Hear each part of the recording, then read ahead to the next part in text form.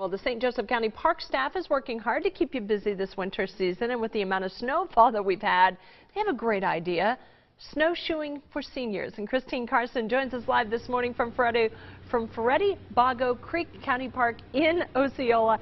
So, Christine, I understand these snowshoeing sessions start today.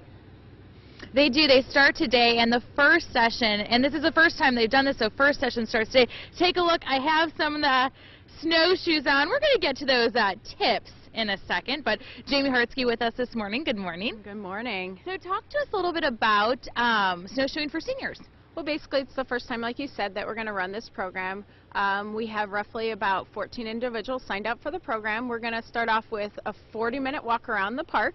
And then following the walk, we're going to be coming back in and enjoying some social time where we'll have, you know, coffee and a light snack. Great idea and great way for them to get social. And we're staying out here. It's a little cold. It's going to stay cold. What do you recommend? A lot of layers? Yes, definitely. You'll find out real quick as you start to walk and exert that energy, you're going to warm up real quick. Speaking of that energy, we talk about snow activities. This is one of the safer options you were telling me about, and you burn those calories, which we all like. Can you talk about that? Yeah. Well, obviously snowshoeing poses little risk compared to some of our other winter sports, but on average they say that you'll burn about 600 calories an hour. We could all use that for those New Year's resolutions, I think. And we got to get to it. What are some tips? I have these on. I've never done this before, but what do you recommend? Well, definitely all you're going to do is walk with a wider stance. You never want to go backwards. Always avoid cement. Kind of be cautious of ice and things like that. But pretty much you're just going to walk with a natural stride, just a little bit wider stance. And I think what was interesting, I asked you, well, what size shoe do I wear? But you said it's more weight, right? Not necessarily shoe size. Yeah, it's pretty much about the width and dispersing your weight so you don't sink into the snow. Okay, so Tricia, we're going to give this a shot. I'm feeling pretty confident, but we were talking about that fluffy snow is the best one, so we're getting to some ice, but I think I'm doing pretty good for a first-timer, don't you think?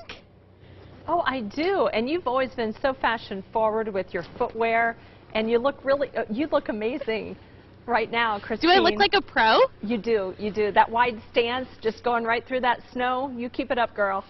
Looking good. All I'm saying is watch out, Winter Olympics. Yeah? Yours truly is heading to Sochi.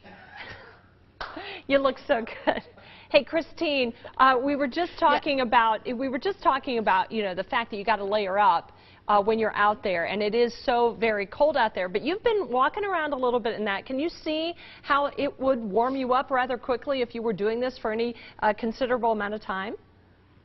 Oh, absolutely. And we're talking about 40 minutes here that they'll be going on a trail. So think about how much you're going to be, well, I get tired walking in general, but with these on, you really do have to kind of watch where you're going and kind of dealing with snow. It's almost like sand almost. We know how it feels like to walk in the sand. So you're going to really use that energy and almost like cross-country skiing too. So anytime you're doing any of these winter sports, you're going to really get warmed up. So as she was mentioning, wearing those layers, because you can always take a layer or two off, but you want to make sure you stay warm, especially we're feeling those cold temperatures, especially this morning. Well, you have inspired me, because I tell you, I'm terrible at cross-country skiing. They just go everywhere. So I think I can manage this. This looks like a really good option, maybe a little safer for people who aren't willing to try those skis.